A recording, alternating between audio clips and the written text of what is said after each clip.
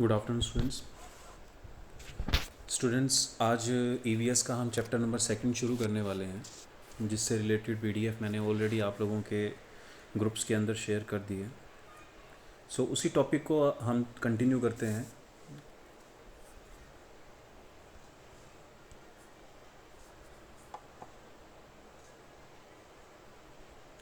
जिसका नाम है नेचुरल रिसोर्सेज या प्राकृतिक संसाधन। प्राकृतिक संसाधन के बारे में मैं आप लोगों को एक चीज़ पहले ही बता चुका हूँ कि प्राकृतिक संसाधन होते क्या हैं। देखिए, बड़ा सिंपल से तरीके के अंदर मैंने आप लोगों के साथ वो शायद डिस्कस किया था कि प्राकृतिक संसाधन वो सभी वस्तुएं होती हैं जो कि प्रकृति द्वारा मानव को प्रदान की गई होती हैं। या फिर मैं इनको एक सरल शब्दों में आप लोगों के साथ ऐसे डिस्कस करूं कि प्रकृति में पाए जाने वाली वो सभी वस्तुएं जिनका उपयोग मानव ने करना सीखा है वो प्राकृतिक संसाधन कहलाती हैं। दो बातें हैं, एक प्रकृति ने जो दी वो सभी वस्तुएं जिसका निर्माण मानव ने नहीं बल्कि प्रकृति ने किया है, वो केवल प्राकृतिक वस्तुएं हैं, न्यूट्रल एलिमेंट्स हैं, तत्व हैं। लेकिन जब उन्हीं वस्तुओं का जो कि प्रकृति द्वारा प्रदान की गई हैं, जब उन्हीं वस्तुओं का मानव उपयोग करना सीख लेता है और अपनी आवश्यकताओं को पूरा करना शुरू करता है, वो हो जाती हैं संसाधन। ठीक है। प्राकृतिक संसाधनों में जर्नल से इंट्रोडक्शन जो मैंने आप लोगों को दी वो ये है कि प्राकृतिक संसाधन वो सभी वस्तुएं जो प्रकृति द्वारा प्रदान की गई हैं और मानव जो है वो उसका उपयोग करता है, प्राकृतिक संसाधन कहलाते हैं। जैसे कि भूमि, जल, वायु, वन, खनिज संसाधन, ये सारी वस्तुएं मानव ने निर्मित नहीं की हैं, परंतु मानव इनका उपयोग करता है। मानव के उपयोग के एब्सेंस में, या यदि मानव उनका उपयोग ना करे तो वो केवल प्राकृतिक वस्तुएं होंगी, प्राकृतिक संसाधन नहीं होंगे। ये आपको ध्यान में रखना है। बड़ा जर्नल सा फैक्ट जो है वो आपको समझना है। प्राकृतिक वस्तुएं और प्राकृतिक संसाधन दो अलग अलग एक तरह से तथ्य हैं, कंसेप्ट हैं। आपको यही चीज ध्यान में रखनी है कि प्राकृतिक वस्तुएं वो सारी वस्तुएं जो प्रकृति ने प्रदान कर दी, परंतु जिनका उपयोग मानव ने करना शुरू कर दिया या मनुष्य ने उनका उपयोग किया, वो सभी हैं प्राकृतिक संसाधन। देखिए, जब तक इस पृथ्वी पर मानव का विकास नहीं हुआ या मानव का यहां पर जन्म नहीं हुआ था, पृथ्वी मानव विहीन थी। वन, वायुमंडल, जल, भूमि, खनिज लवण, खनिज संसाधन, ये सारी वस्तुएं पहले भी पृथ्वी पर उपस्थित थी। तो ये सारी प्राकृतिक वस्तुएं थी। मानव का जन्म हुआ, मानव ने वायुमंडल से ऑक्सीजन ग्रहण करी, कार्बन डाइऑक्साइड छोड़ी, लेन देन शुरू करा। मानव ने उस जल का उपयोग किया पीने के लिए, सिंचाई के लिए और दूसरे प्रकार से, तो वो संसाधन बने। भूमि के ऊपर मिट्टी की उस परत पे एग्रीकल्चर की, फसलें पैदा की, पेड़ पौधे लगाए, ये सारा जब उसने उपयोग शुरू किया तो वो जो भूमि थी, वो मिट्टी थी, वो संसाधन बनी। इसी प्रकार से जो खनिज वस्तुएं पहले प्रकृति की गोद में पाई जाती थी, मनुष्य ने जब खान बनाकर, खाने खोदकर उन प्राकृतिक वस्तुओं को प्राप्त किया और उनका उपयोग किया तो वो संसाधन बन गई। संसाधन यानी कि रिपीटेशन में जब उनका उपयोग होता है और आवश्यकताएं पूरी होती हैं, that's called resources, natural resources या प्राकृतिक संसाधन। परिभाषा के आधार पर मैं आपको सिर्फ एक छोटे से स्टेटमेंट है, एक हमारे स्कॉलर हैं जिनका नाम है जिमरमैन। जिमरमैन महोदय के अनुसार जो प्राकृतिक संसाधन होते हैं उनके बारे में एक परिभाषा दी गई है, और वो परिभाषा क्या है आप लोग लिख सकते हैं कि प्राकृतिक संसाधन होते नहीं हैं बल्कि बनाए जाते हैं। इस स्टेटमेंट को समझें तो जो पीछे एक पैराग्राफ मैंने आपको समझाया वो आपको क्लियर हो जाएगा कि प्राकृतिक संसाधन होते नहीं हैं, बनाए जाते हैं। यहां पर बात हो रही है प्राकृतिक संसाधनों की, प्राकृतिक वस्तुओं की नहीं। प्राकृतिक वस्तुएं होती हैं, लेकिन उन प्राकृतिक वस्तुओं का जब उपयोग किया जाता है तब वो संसाधन बनते हैं। तो यही बात जिमरमैन कहते हैं, प्राकृतिक संसाधन होते नहीं हैं, उन्हें बनाना पड़ता है, बनाए जाते हैं। और कैसे बनाए जाते हैं? प्राकृतिक आपके उन वस्तुओं का तकनीक के आधार पर उपयोग संभव बनाकर। कोयला जो कि एक केवल काला पत्थर हुआ करता था पास्ट में, मनुष्य के पास वो तकनीक जब तक नहीं थी, जब तक वो उस पत्थर को यूज़ कर सके, वो केवल प्राकृतिक वस्तु थी। मनुष्य ने तकनीक विकसित की, टेक्नोलॉजी डेवलप कर ली, जिसके आधार पर उस कोयले का उपयोग किया जाने लगा। सो मैनी थिंग्स कई जगह पर आप लोगों ने देखा होगा ईंधन के रूप में, फिर चाहे वो इंडस्ट्रीज़ हों, फैक्ट्रीज़ हों, यहाँ तक कि कोयला एक मेन सोर्स है हमारे भारत में इलेक्ट्रिसिटी प्रोड्यूस करने का। अगर वो तकनीक भारत के पास ना होती जिसके ज़रिए कोयले का उपयोग करके बिजली बनाई जाती, तो शायद वो आज भी काला पत्थर ही होता। परंतु तकनीक विकसित हुई, मनुष्य की आवश्यकताओं के आधार पर तकनीक विकसित होती है, उस तकनीक से हम उन वस्तुओं का उपयोग करते हैं और उन्हें संसाधन बना देते हैं। छोटी छोटी चीज़ें हैं जो आपको जोड़कर इन सारी चीज़ों को समझना है। प्राकृतिक संसाधन इतना आसान टॉपिक है, आप लोग शुरू से इन सारी चीज़ों के बारे में पढ़ते हैं। अरे मैं आगे आगे चलूँगा तो आप लोगों को वो नाम जब समझ में आएंगे ना, सुनने में आएंगे, आप लोगों को लगेगा ये तो पढ़ा हुआ है, ये क्या सर बार बार डिस्कस कर रहे हैं इनके बारे में। लेकिन क्योंकि इसका पार्ट है, इसका सब पार्ट है, तो हमें इनको देखना पड़ेगा। और मैं कोशिश करूँगा जो आपको पता है उसको एनहांस करूँ, उसको बढ़ाऊँ, उसके नॉलेज को बढ़ाऊँ। तो प्राकृतिक संसाधनों के बारे में जर्नल जो डेफिनेशंस मैंने आपको दी, उसको आप एक इजी टू इजी वे में समझेंगे तो आपको दिक्कत नहीं होगी कि प्राकृतिक संसाधन होते क्या हैं। प्राकृतिक संसाधन हमारे उपयोग में लाए जाने वाले वो सभी पदार्थ हैं। देखिए सेंटेंस पहला ही क्लियर बहुत कुछ करता है कि प्राकृतिक संसाधन हमारे द्वारा उपयोग किए जाने वाले वे पदार्थ हैं जो प्राकृतिक रूप से विद्यमान है। कोयला प्राकृतिक रूप से विद्यमान है, लेकिन उपयोग किया तो हमें संसाधन बन गया। जल प्राकृतिक रूप से विद्यमान है, मनुष्य ने पीने में उपयोग में लाया तो संसाधन बन गया। और जो मनुष्य द्वारा नहीं बनाए जाते, यानी वो प्राकृतिक वस्तुएं जिनको मनुष्य ने नहीं बनाया, वायुमंडल, जलमंडल, स्थलमंडल, मिट्टी, खनिज संसाधन, इनको मनुष्य ने नहीं बनाया, केवल मनुष्य ने इनका उपयोग किया। ये वो प्राकृतिक वस्तुएं जिनका मानव ने उपयोग कर उन्हें प्राकृतिक संसाधन बना दिया। इसी के आधार पर जो दूसरी वहाँ पर जो डेफिनेशन है, यहाँ पर एक लाइन और इसके अंदर जो ऐड है, काफ़ी इंपॉर्टेंट लग रही है मुझे, वो यह है कि लोग प्राकृतिक संसाधनों को बनाते नहीं हैं बल्कि उन्हें पृथ्वी से इकट्ठा करते हैं। और प्राकृतिक संसाधनों के उदाहरण बेसिकली क्या है? वायु, जल, तांबा, लकड़ी इत्यादि। सो मैनी ये प्रकृति में फैली हुई वस्तुएं हैं, मनुष्य इनका इकट्ठा करके इनका उपयोग करता है, संसाधन बनाता है। यहीं पर मैं आप लोगों के साथ जो प्राकृतिक संसाधनों का वर्गीकरण है, इन टॉपिक्स को यहाँ पर डिस्कस इन पॉइंट्स में से नहीं करूँगा। I will discuss with you with another point. मैंने जो एक हमारे पास अमूमन जो दूसरा टॉपिक है, मैं उसके वहाँ से आप लोगों के साथ उसे डिस्कस करना चाहूँगा, और वो है आपका यहाँ पे। आप लोग इन्हें बड़े आराम से जनरल तरीके से समझ सकते हैं। देखिए प्राकृतिक संसाधनों के बारे में जो वर्गीकरण है, आप ये वाला वर्गीकरण अगर उतारेंगे, समझेंगे और अपने आंसर में लिखेंगे, it will be more effectively enhance your answer writing. So generally संसाधनों का वर्गीकरण, ये वही संसाधन है जिनको हम पढ़ते आ रहे हैं, बट ये थोड़ा सा अच्छा वर्गीकरण का एक चार्ट है जो मैं यहाँ से आप लोगों के साथ डिस्कस करना चाहूँगा। और आई होप कि आज हम सिर्फ इसी को देखें ताकि ये हमारे लिए थोड़ा सा इफेक्टिवली हमारे दिमाग में और अच्छे से रुक जाए। आप लोगों ने पहले ही कई बार पढ़ा होगा कि प्राकृतिक संसाधनों का वर्गीकरण जो है वो कई नाम ऐसे हैं जो आप लोगों ने पहले भी सुने हैं। जैसे सबसे पहले जो यहाँ पर दिया हुआ है वो है प्रयोग की निरंतरता के आधार पर। क्या दिया हुआ है यहाँ पर? प्रयोग की निरंतरता के आधार पर। और प्रयोग की निरंतरता के आधार पर जो आपने यहाँ पे दिया, उसका आपको सिर्फ इतना समझना है कि वो होता क्या है और किस तरीके से वो हमें समझने में मदद करता है।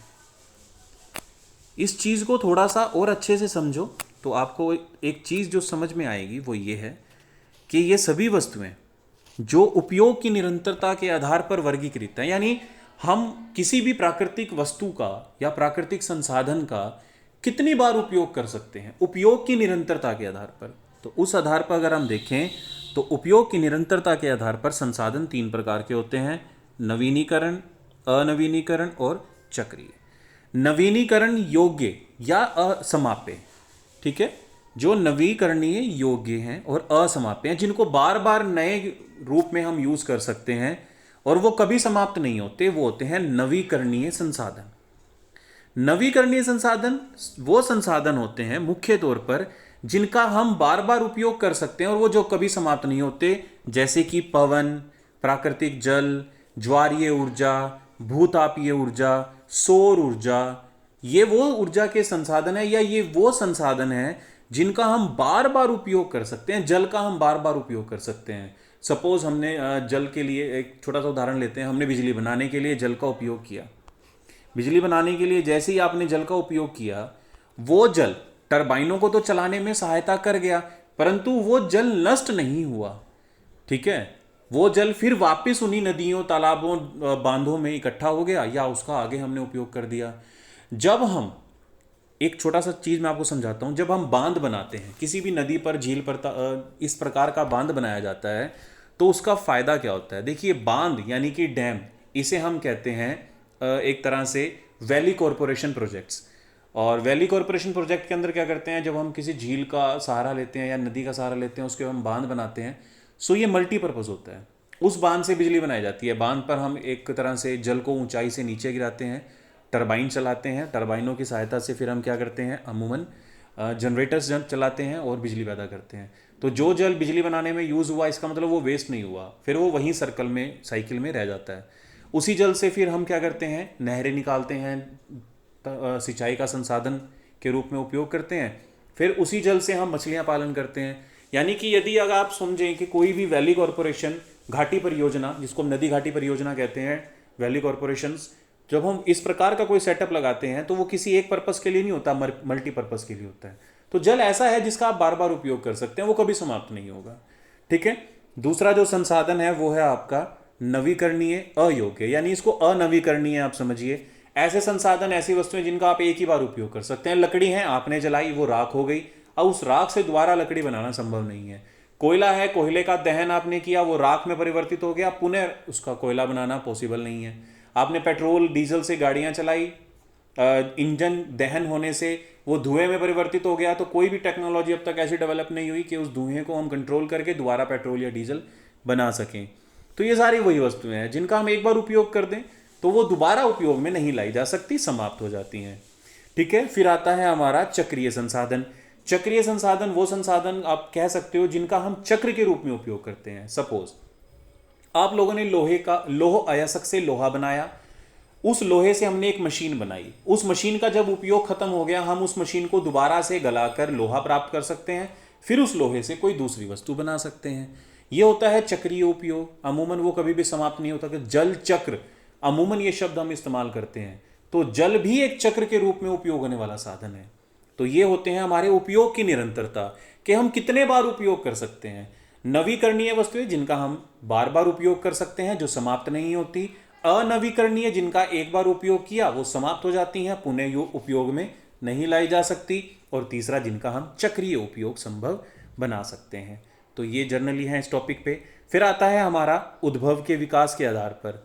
उद्भव विकास यानी कि जो वस्तुएं हमारे सामने उत्पन्न हुई हैं वो कितने प्रकार से वर्गीकृत हैं। सॉरी। उद्भव के आधार पर जो संसाधन है वो हमारे दो प्रकार के होते हैं, जैविक और अजैविक। जैविक संसाधन जो होते हैं वो अमूमन ऐसे होते हैं जिनके अंदर कार्बन के अंश पाए जाते हैं। जैविक या कार्बनिक एक ही मतलब है, अजैविक व अकार्बनिक एक ही मतलब है। देखिए, अब कार्बन जो अंश है, कार्बन का जो एक एलिमेंट्स है, वो हमारे किन किन रिसोर्सेज में पाया जाता है। जीवन के जितने भी रूप हैं और उनसे बनने वाले संसाधन हमारे कार्बनिक संसाधन हैं। जीवन के इस पृथ्वी पर तीन रूप हैं। कितने रूप हैं? तीन रूप हैं। सबसे पहले मानव, वनस्पति और जीव जंतु। इनमें ही कार्बन के अंश पाए जाते हैं। और इसके साथ मैंने क्या कहा, इनसे बनने वाले संसाधन।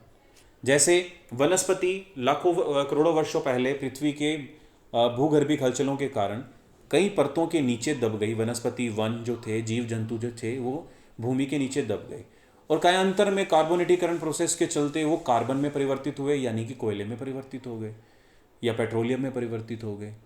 तो कोयला, पेट्रोलियम, ये जीव जंतुओं के अवशेषों से बनने वाला एक संसाधन है, एक ऐसी वस्तु है। तो इसके अंदर कार्बन के अंश पाए जाते हैं, जनरल सी बात। अकार्बनिक वस्तुएं कौन सी होती हैं? अकार्बनिक वस्तुएं वो सारी वस्तुएं जो इन तीनों के अलावा पाई जाती हैं, यानी कि ह्यूमन, प्लांट्स एंड एनिमल्स, इनके अलावा कोयला, पेट्रोलियम, प्राकृतिक गैस, इनको छोड़ दें तो सारी वस्तुएं अकार्बनिक है। जल अकार्बनिक है, वायु अकार्बनिक है, मिट्टी में कुछ एक जीवों के अवशेष पाए जाते हैं, परंतु मिट्टी को आप अकार्बनिक मान सकते हैं। और इसके अलावा चट्टानें हैं, चट्टानों के अलावा लोहा, उसके अलावा तांबा, मैग्नीज, अभ्रक, कोयला, ये सारी चीज़ें जिनके अंदर ये कार्बन नहीं पाया जाता, अकार्बनिक होते हैं। फिर आते हैं हम तीसरे में और मेन पॉइंट पे, वो है हमारा उद्देश्य की उपयोगिता के आधार पर। सबसे पहली बात, हमारा उद्देश्य क्या है और हमारी उपयोगिता क्या है, उस आधार पर हम संसाधनों को वर्गीकृत करते हैं। सबसे पहले हम वर्गीकृत करते हैं ऊर्जा के रूप में, क्योंकि उद्देश्य हमारा क्या है, ऊर्जा प्राप्त करना। अब ऊर्जा की जो संसाधन है, ऊर्जा के जितने भी संसाधन हैं उन्हें हम दो कैटेगरी में डिवाइड करते हैं, एक समाप्य और दूसरा असमाप्य। समाप्य संसाधन वो सारे संसाधन होते हैं जो कि एक बार उपयोग करने के बाद जो है वो नष्ट हो जाते हैं, समाप्त हो जाते हैं। हम पहले भी पढ़ चुके हैं। यही इसलिए मैंने ये जो चार्ट है वो थोड़ा सोचा, क्योंकि ये थोड़ा सा आपको एक ही जगह पर काफ़ी सारी चीज़ें समझाने के लिए पर्याप्त है। इस चार्ट को भी अगर आप थोड़ा सा अपने माइंड के साथ इवेल्युएट कर लोगे बच्चों, तो इससे जुड़ा हुआ कोई भी क्वेश्चन अगर आपको आएगा ना, तो लैंग्वेज के अंदर कन्वर्ट करना आप लोगों के लिए प्रॉब्लम नहीं होगा। ये चार्ट मैं आप लोगों के ग्रुप्स के अंदर भी शेयर कर दूंगा। You will take care of it and definitely you will consider in your answer writing. It will be more enhancing और more effectively work in your answer. So हम डिस्कस कर रहे हैं ऊर्जा के संसाधनों में। समाप्य ऊर्जा के संसाधन कौन से होते हैं, यानी वो वस्तुएं जो जलने पर, दहन होने पर ऊर्जा प्रदान करती हैं, ऊर्जा के संसाधन कहलाती हैं। भोजन हमारे शरीर को ऊर्जा प्रदान करता है, तो भोजन हमारे शरीर के लिए ऊर्जा प्रदान करने वाला एक संसाधन है। परंतु यहां पर जो ऊर्जा की हम बात कर रहे हैं, ये ऊर्जा ब्रॉड लेवल पे हमारी आर्थिक क्रियाओं को प्रभावित करती है। जैसे सबसे पहले हमारे पास जो ऊर्जा की एक इकलौता जो हमारा संसाधन था वो थी लकड़ी, यानी लकड़ी की वो सारी वस्तुएं या लकड़ियां जो हम दहन करते थे, जलाते थे और ऊर्जा प्राप्त करते थे। फिर लकड़ी के बाद आया कोयला, यानी कि जब हमने कोयले का उपयोग करना सीख लिया तो वो जो लकड़ी से कोयला बना या धरती से हमने खदानें खोद कर कोयला प्राप्त किया, उनका उपयोग करना हमने सीख लिया, कोयला संसाधन बन गया। परंतु कोयले के साथ साथ बहुत सारी वस्तुएं हमें और प्राप्त हुई, वो थी पेट्रोलियम, जो कि कच्चे रूप में प्राप्त हुआ। फिर प्राकृतिक गैस, आणविक गैस, ये वो ऊर्जा के सारे संसाधन हैं। इनको आप जलाओ, इनकी टेक्नोलॉजी के आधार पर इनका विखंडन करो, इनसे हमें एनर्जी मिलती है। और एनर्जी का ज़्यादातर उपयोग हम करते हैं इलेक्ट्रिसिटी के रूप में या फिर फैक्ट्रीज, भट्टियाँ वगैरह जलाने के लिए। कोयला जलाइए तो एनर्जी मिलेगी, पेट्रोलियम से दहन कीजिए तो भी आपको एनर्जी मिलेगी, गाड़ियाँ चलेंगी, मशीनरीज चलेगी। प्राकृतिक गैस आप अपने घरों में यूज़ कर सकते हैं। आज हम देखते हैं कि सीएनजी की जो गैसेस होती हैं, नेचुरल गैस को कंप्रेस करके गाड़ियाँ चलाई जाती हैं, सीएनजी किट आप लोग यूज़ करते हो। आणविक, यानी कि जब आप अणुओं को विखंडन करके या उनको संलयन विधि द्वारा ऊर्जा प्राप्त करने में उपयोग करते हो। फिर आते हैं आपके मुख्य तौर पर असमाप्य संसाधन। असमाप्य संसाधन वो सभी संसाधन जो समय के साथ समाप्त हो जाएंगे। ऊर्जा तो देते हैं लेकिन समाप्त हो जाते हैं, ये पहले हो चुका है, अब है असमाप्य। तो ऊर्जा के असमाप्य संसाधन में पवन, प्रवाहित जल, ज्वारीय ऊर्जा, सौर ऊर्जा, भूतापीय ऊर्जा। इनमें से कुछ एक तो आप अच्छे से जानते हैं, कुछ एक के बारे में मैं आपको बता देता हूँ। पवन, रनिंग विंड्स जो होती हैं, विंड, और थोड़ी सी चीज़ें जब मैं समझा कर चलता हूँ आपको। बच्चों आप लोग ना कई बार कंफ्यूज हो जाते हो, और वो कंफ्यूजन मैं आपको बताता हूँ किन किन दो टॉपिक्स के बीच में होती है। आप लोग अगर इन सब चीज़ों को समझते चलेंगे ना, तो फिर आपको ये परेशान नहीं करेगा और आपको ये एहसास होगा कि ये चीज़ें वास्तव में हमें पता नहीं होती हैं। देखिए, दो वर्ड्स हैं एक साथ मैं आपके साथ डिस्कस करता हूँ। फर्स्ट है आपके पास एयर और दूसरा है विंड। ये दोनों ही प्राकृतिक वस्तुएं, इनके निर्माण में मानव का कोई हस्तक्षेप नहीं है, मानव इनको बिल्कुल भी प्रभावित नहीं करता। ठीक है, देखिए सबसे पहले बात करते हैं विंड्स की। क्या विंड्स होती क्या? तो विंड्स का अमूमन अगर आप चैप्टर देखें, टॉपिक देखें, वो एयर से इफेक्टिव है, यानी कि हवा। एक तरफ कंसेप्ट का नाम है हवा, दूसरी तरफ है पवन। जो ऊर्जा प्रदान करता है ना, वो पवन करती है। हवा क्या होती है? इन दोनों को आप अमूमन एक साथ एक लिए शब्द के रूप में देखते हैं, परंतु इन दोनों में बड़ा फर्क है। देखिए क्या है, हवा क्या होता है? गैसों का मिश्रण हमारे आसपास। आप एक कमरे में बैठिए, उस कमरे के अंदर हवा मौजूद है, क्योंकि वहाँ पर ऑक्सीजन, सांस लेने के लिए ऑक्सीजन है, आप छोड़ते हो वो कार्बन डाइऑक्साइड है, नाइट्रोजन या सक्रिय व निष्क्रिय दोनों गैसें वहाँ पे विद्यमान होती हैं। ठीक है, ये तो हुआ आपकी हवा। गैसों का मिश्रण होता है। गैसों के मिश्रण के साथ साथ जब वो वायु दाब में अंतर के कारण एक स्थान से दूसरे स्थान पर चलती हैं, यानी जब हवा में क्षैतिज संचरण होता है, हॉरिजॉन्टल मूवमेंट होती है, इसे हम पवन कहते हैं। तो जब वो पवन चलती है उसमें गतिक ऊर्जा होती है, ठीक है। उस गतिक ऊर्जा की मदद से हम पवन चक्कियाँ चलाते हैं। पवन चक्कियों के अंदर जनरेटर्स लगे होते हैं, टरबाइंस लगी होती हैं, फिर वो इलेक्ट्रिसिटी प्रोड्यूस करने में हमारी मदद करता है। ये कंसेप्ट आप लोगों ने बचपन में छोटे बुक्स में, साइंस में आजकल तो वैसे भी जीके के बुक्स लगती हैं, उसमें यूज़ करते हैं। फिर आता है प्रवाहित जल, यानी कि फ्लोइंग वाटर। फ्लोइंग वाटर जो है वो भी अमूमन हमने देखा कि किस प्रकार से रिसोर्सेज का काम करता है, समाप्त नहीं होता। उस जल से हम बहुत सारे काम करते हैं, बिजली बनाने का काम करते हैं, मछलियाँ पालने का काम करते हैं, सिंचाई का उपयोग करते हैं, और तो और हम यातायात के भी उपयोग इसमें इसे लेकर आते हैं। फिर आता है ज्वारीय ऊर्जा, ज्वार। बच्चों ये ज्वार जो शब्द है ये आप लोगों को समझना होगा क्या है। दो वर्ड आप अमूमन एक साथ जोड़ते हैं, वो है ज्वार भाटा। देखिए ज्वार, ये जो शब्द है ना, ये ज्वार भाटा वाला ही ज्वार है। किसी बच्चे को पता है नहीं तो मैं आपको बता देता हूँ कि पृथ्वी जिसके 71% से ज़्यादा हिस्से पर वाटर्स हैं, और वो वाटर्स अमूमन जो है फ्लक्चुएट करता रहता है, चलता फिरता रहता है। और एक सबसे खास बात, ज्वार शब्द के साथ जो सबसे ज़्यादा चीज़ जोड़ी जाती है वो है चंद्रमा। पृथ्वी के ऊपर खुद का जो बल है वो काम करता है, उसके साथ साथ चंद्रमा और सूर्य, ये दो एक ऐसे हम देखते हैं, रेगुलरली नाम लेते हैं। इन दोनों का भी अपना एक इनका अपना भी एक गुरुत्वाकर्षण बल है, इनका एक आकर्षण बल है। इन दोनों के आकर्षण बल के कारण पृथ्वी का एक हिस्सा जो इन दोनों के सामने है, सपोज सूर्य और चंद्रमा एक जगह पर है, एक सीध में है, सूर्य चंद्रमा और पृथ्वी, तो आप एक सेकंड के लिए अपनी आंखें बंद करके ये सोचिए कि एक तरफ सूर्य है, उसी के आगे चंद्रमा और चंद्रमा के आगे पृथ्वी, तीनों एक लाइन में है।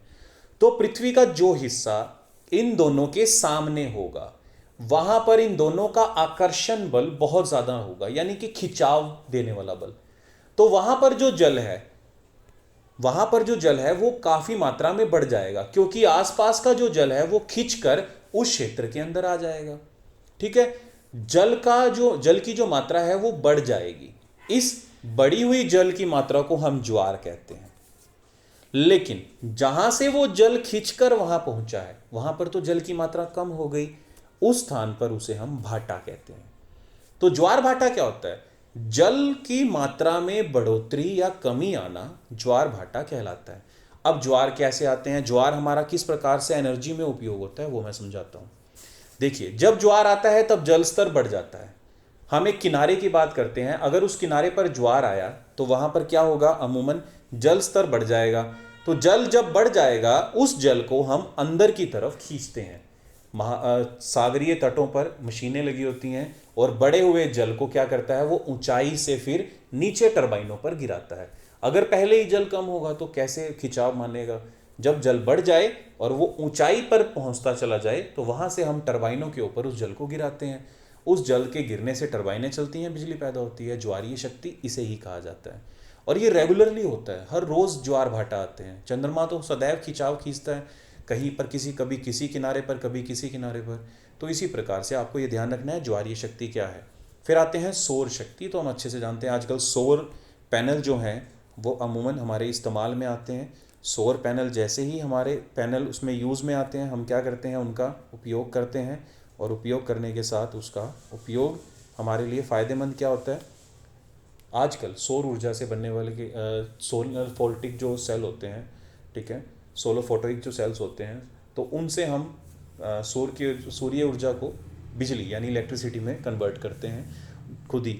फिर भूतापीय ऊर्जा, पृथ्वी के अंदर हम जैसे जैसे, एक छोटा सा कंसेप्ट आप लिख सकते हो कि पृथ्वी के जैसे आप गहराई की तरफ बढ़ते हो, यानी जहाँ पर हम खड़े हैं उस पृथ्वी को अगर हम खोदना शुरू करें और नीचे गहराई की तरफ जाएं तो 32 मीटर की गहराई पर पहुँचते ही, आप जैसे ही सतह पर खड़े हैं उनसे जैसे ही 32 मीटर की गहराई पर आप पहुँचते हैं, टेम्परेचर में 1 डिग्री सेल्सियस का डिक्लाइन देखने को मिलता है। मतलब आप जहाँ पर खड़े हैं उसका मान लीजिए औसत तापमान 16 डिग्री सेल्सियस है जहाँ आप खड़े हैं, राइट। और वहाँ पर आप खड़े हैं, जैसे ही आप गड्ढा खोदेंगे और 32 मीटर गहरा गड्ढा खोद के नीचे पहुँचेंगे तो 16 डिग्री से टेम्परेचर घट के कितना हो जाएगा, 15 डिग्री सेल्सियस। फिर आप गहराई में जाइए तो फिर जैसे ही आप 32 मीटर जाएंगे टेम्परेचर गिरकर कितना हो जाएगा, 14 डिग्री सेल्सियस। तो इस प्रोसेस से जैसे जैसे आप गहराई में जाएंगे तापमान जो है वो गिरता चला जाता है। सॉरी, यहाँ पर एक चीज़ मैं गलत बोल रहा हूँ। वो ये है कि टेम्परेचर गिरता नहीं, टेम्परेचर बढ़ता है। तो टेम्परेचर जो बढ़ता है उस प्रोसेस से हम ये मान सकते हैं कि पृथ्वी की परतों के नीचे जो तापमान है वो बहुत ज़्यादा मात्रा में पाया जाता है। इसी वजह से पृथ्वी के आंतरिक भागों में जो चट्टानें हैं वो कई बार पिघली हुई अवस्था में पाई जाती हैं। एक कंसेप्ट के अनुसार आप सतह से अगर 100 किलोमीटर की गहराई पर पहुंचते हैं तो वहाँ पर एक मंडल पाया जाता है जिसे आप दुर्बलता मंडल कहते हैं। दुर्बलता मंडल जो है वो सेमी लिक्विड फॉर्म में है, अर्धद्रव अवस्था में है, और इस यहीं से ही सबसे ज़्यादा मात्रा में ज्वालामुखी जो है वो फटते हैं। ज्वालामुखी क्या है? पृथ्वी के आंतरिक भागों में जो मैग्मा है, दाब की वजह से जब वो पृथ्वी की सतह पर विस्फोट के साथ आता है उसे हम ज्वालामुखी कहते हैं। यानी पृथ्वी के आंतरिक भाग पे बहुत एनर्जी है। एक काम तो ये है। दूसरा, पृथ्वी के आंतरिक भागों में ना रेडियो एक्टिव पदार्थ पाए जाते हैं। रेडियो एक्टिव पदार्थ, ये रेडियो एक्टिव पदार्थों का जो विखंडन होता है तो बहुत ज़्यादा मात्रा में एनर्जी निकलती है। कारण मैं आपको बता चुका हूँ, बेसिकली पृथ्वी के आंतरिक भागों में यही कारण है ये सब चीज़ें होने का। फिर आते हैं कि इन संसाधनों का हम जो उपयोग करते हैं वो कच्चे माल के रूप में करते हैं। उद्देश्य ऊर्जा था, ऊर्जा के बारे में थोड़े छोटे ये मैं और अच्छे से एलैबोरेशन के साथ आपको जब टॉपिक आएगा तब समझाऊंगा, बट आज के लिए फिलहाल हम इतना ही डिस्कस करते हैं। आगे देखते हैं कच्चा माल कि जो संसाधन है उनका हम कच्चे माल के रूप में कैसे उपयोग करते हैं। सबसे पहले खनिज संसाधनों का माल हम कच्चे माल के रूप में कैसे करते हैं। जैसे हम आयरन एंड स्टील, लोहा और स्टील जो देखते हैं उनमें उपयोग होने वाले जो कच्चा लोहा है उसे हम कच्चे माल के रूप में देखते हैं। फिर बहुत सारी वस्तुएं, मिश्रित धातुएं, मिश्रित धातुओं के अलावा बहुमूल्य धातुएं, उर्वरक, नमक, चूना पत्थर, चीका, बालू, इमारती पत्थर, इन सभी का उपयोग हम कच्चे वस्तुओं के रूप में करते हैं, कच्चे माल के रूप में करते हैं। फिर आता है वनस्पति। वनस्पति का उपयोग भी हम कच्चे माल के रूप में करते हैं। जैसे लकड़ी, लकड़ से हम क्या बनाते हैं? लकड़ से हम अमूमन बहुत सारे फर्नीचर आइटम्स बनाते हैं। पॉपुलर है, या फिर उन सब पेड़ों से हम कागज़ बनाने का काम करते हैं। तो ये सारी चीज़ें हैं जो हमारे लिए फ़ायदेमंद हैं। फिर रेशेदार जूट, जिससे हम के बोरियां इत्यादि बनाने का उपयोग में लाते हैं।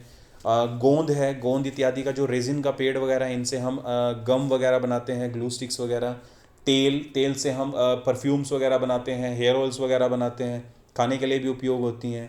फिर हैं उसके अलावा छालें, कॉर्क, कॉर्क अमूमन जो शैम्पेन का ढक्कन होता है उसका ढक्कन बनाने के लिए कॉर्क का यूज़ किया जाता है। फिर बहुत सारी वस्तुएं हैं, समुद्री शैवाल इत्यादि, ये हम कच्चे माल के रूप में आते हैं।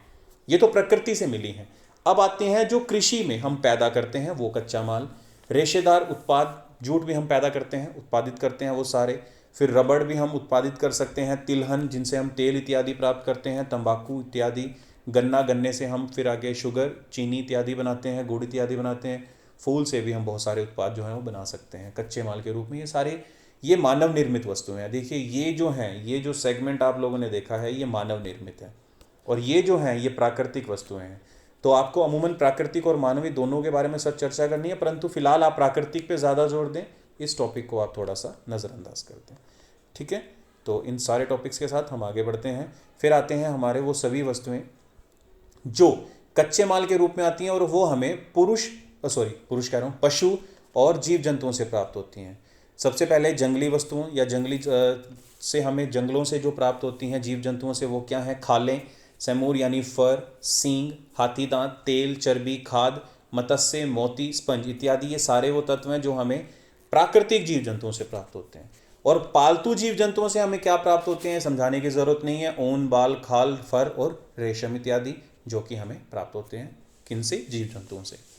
फिर आते हैं हम खाद्य पदार्थों पे, कि खाद्य पदार्थों का उपयोग, हम वो सभी वस्तुओं का उपयोग करें खाद्य पदार्थ के रूप में और संसाधन हो। सबसे पहले खनिज जो है जिनका हम उपयोग करते हैं, कंजप्शन करते हैं, खाते हैं सीधे तौर पे, वो होता है हमारा नमक। नमक का उपयोग हम डायरेक्ट करते हैं, कंजम्पशंस के रूप में करते हैं, यूज़ करते हैं, और वो खनिज है। फिर आती है हमारी वनस्पति। अगर हम वनस्पति का उपयोग करें खाद के रूप में तो वो दो प्रकार की होती है। जैसे नीचे प्राकृतिक व कृषि थी, उसी प्रकार से प्राकृतिक वनस्पति जिसे हम खा सकें, और कृषि द्वारा पैदा होने वाली फसलें जिनको हम खा सकें। जो प्राकृतिक रूप से पाई जाती हैं, जंगली फल, कंदमूल, पत्तियां, खुम्बी इत्यादि, ये प्राकृतिक रूप से उगती हैं। परंतु कृषि में भी अब इन वस्तुओं को उगाकर हम उपयोग कर सकते हैं, लेकिन फिलहाल अब इन्हें हम छोड़ देते हैं। फिर आते हैं पशु पक्षियों से, जो हम खाद के रूप में लेते हैं, खाने के लिए उपयोग करते हैं। जीव जंतुओं से हम क्या क्या खाते हैं? मांस, दूध, अंडे, शहद, मछली जो डायरेक्ट कंजम्पशन में ली जाती है, यूज़ की जाती है, और समुद्री उत्पाद। तो ये है, आप समझिए इस पूरे चैप्टर को क्या है। संसाधनों का वर्गीकरण, तीन मुख्य आधार हैं: उपयोग की निरंतरता, उद्भव, विकास, ये सारी चीज़ें जो आप लोगों ने देखी, ये सारी चीज़ें आप लोगों ने डिस्कस करने के बाद चेक कर ली हैं कि इसमें क्या क्या हम अमूमन देखते हैं और क्या क्या इनका हम उपयोग में लाते हैं। ये सभी वस्तुएं 3 प्रकार से मैंने अभी आपके सामने डिस्कस करी हैं कि वो क्या होती हैं अमूमन और किस प्रकार से वो यूज़ में लाई जाती हैं। तो ये सभी वस्तुएं फिर उद्देश्य के आधार पर और फिर उपयोग की निरंतरता या उपयोगिता के आधार पर। तो इन सारी वस्तुओं के साथ हम जब आगे बढ़ते हैं तो इसको देखते हुए कि जो हमारा मेन टॉपिक है वो फिर घूम फिर के यहीं आ जाता है कि प्राकृतिक संसाधनों का वर्गीकरण। प्राकृतिक संसाधनों में हम देखते हैं अकार्बनिक, कार्बनिक, मैंने आपको बताया कार्बनिक में जिसमें कार्बन के अंश पाए जाते हैं, खासतौर पे जीवित लिविंग गुड्स में पाए जाते हैं। अकार्बनिक, इनको छोड़कर वो सभी। फिर आते हैं हमारे मुख्य तौर पे जो कि जैविक संसाधन जिनके अंदर जीवन है, अजैविक संसाधन जिनके अंदर जीवन नहीं है, वो सभी वस्तुएं जो प्राकृतिक रूप से पाई जाती हैं संसाधन कहलाती हैं। कभी ना समाप्त होने वाले वो सभी वस्तुएं जिनको कभी आप यूज़ कर लें वो कभी ख़त्म नहीं होंगे, वाटर, एयर और आपके समझे तो समुद्र इत्यादि। समाप्त होने वाले संसाधन जिनका आप एक बार उपयोग करें बार बार उपयोग करना संभव ना हो, समाप्त हो जाएं, कोयला, पेट्रोलियम, खनिज तेल, प्राकृतिक गैस इत्यादि। और फिर आते हैं नवीकरणीय संसाधन जिनको बार बार आप उपयोग में ला सकते हैं, वही जल, वायु इत्यादि। और अनवीकरणीय संसाधन जिनका नवीकरण करना थोड़ा पॉसिबल ना हो, वो एक बार उपयोग पे ख़त्म हो जाएं, हमारे आने वाली पीढ़ियों को शायद देखने को ना मिलें, लकड़ी, कोयला, पेट्रोलियम, प्राकृतिक गैस इत्यादि। तो इसके अलावा जो नेक्स्ट टॉपिक है वो इसी के इलेब्रेशन के साथ बनता है बच्चों। वो ये है कि संसाधनों का जो वर्गीकरण है, फिर वो जो मैंने मेन चार्ट आपको करवाया है उसी में से आप कर लें तो ज़्यादा अच्छा है कि नवीकरणीय संसाधन कौन से होते हैं, सौर ऊर्जा, वायु, सांस इत्यादि, जल, ज्वार भाटा, मिट्टी, पौधे इत्यादि, ये नवीकरणीय संसाधन है। पौधे अगर आप एक जगह से पौधे काटते हो तो फिर दूसरी जगह पर आप लगा सकते हो। हाँ, it will take some time कि वो ग्रो होने के लिए, बड़े होने के लिए, परंतु फिर भी आप लगा ही तो सकते ही हो ना, आप मना तो नहीं कर सकते। मिट्टी आप उपयोग कर सकते हो, परंतु इसको लैब में बनाना थोड़ा डिफिकल्ट टास्क है। परंतु इसलिए कहा जाता है क्योंकि मिट्टी से अगर आपने कोई वस्तु बनाई है वो टूट कर फिर मिट्टी में मिल जाती है, परंतु मिट्टी यदि कट कर बहकर चली जाए, अपर्दित हो जाए, भूमि कटाव हो जाए, मिट्टी का अपर्दन हो जाए तो फिर शायद पॉसिबल ना हो। दूसरी तरफ संसाधन जो है वो अनवीकरणीय है जिनको एक बार उपयोग किया बार बार उपयोग करना संभव ना हो। जीवाश्म ईंधन, कोयला, प्राकृतिक गैस। फिर धातु में लोहा और तांबा, एल्युमिनियम, आप इन्हें बार बार उसी रूप में नहीं ले सकते, उसका नया रूप बना सकते हो। अधातु में फॉस्फेट, नमक इत्यादि। खा लिया नमक, पानी में घुल गया, दैट्स इट, उसका यूज़ कर लिया, कंजम्पशन कर लिया, खाने के बाद आप उसको दोबारा नमक में कन्वर्ट शायद नहीं कर पाएंगे। So this is all about the प्राकृतिक संसाधन, नेचुरल रिसोर्सेज। आज हमने जो बेसिकली यहाँ पर देखा वो है प्राकृतिक संसाधन होते क्या हैं, मैनुअल प्राकृतिक वस्तुएं संसाधनों में क्या अंतर होता है, जिमरमैन की एक परिभाषा हमने यहाँ पर देखी। प्राकृतिक संसाधनों का वर्गीकरण एक बहुत बड़ा चार्ट अमूमन जो हमने वहाँ पे डिस्कस किया, मैं आपके पास वो सेंड कर दूंगा। You can see, you can learn and think about more and more about this topic. This is very easiest, I think, जो अब तक आप पढ़ेंगे इसमें, क्योंकि ये सारी चीज़ें आप लोगों ने ना अपने रूटीन में ही पहले पढ़ी हुई हैं। So all of you, you know all about that प्राकृतिक संसाधन या नेचुरल रिसोर्सेज। सो फिलहाल के लिए आई थिंक आज के लेक्चर में हम इतना ही डिस्कस करते हैं। वी विल डिस्कस लेटर और वी विल स्टार्ट, जो कल मैं आप लोगों के साथ लेक्चर डिस्कस करूँगा, this is all about forest resources, यानी जो नेचुरल रिसोर्सेज हैं उनमें सबसे पहले जिन रिसोर्सेज के बारे में हम बात करेंगे, this is all about forest resources या वन संसाधन। सो कल के लेक्चर में मिलते हैं बच्चों, आज के लिए फिलहाल इतना ही। Thank you so much, take care, stay home, stay safe.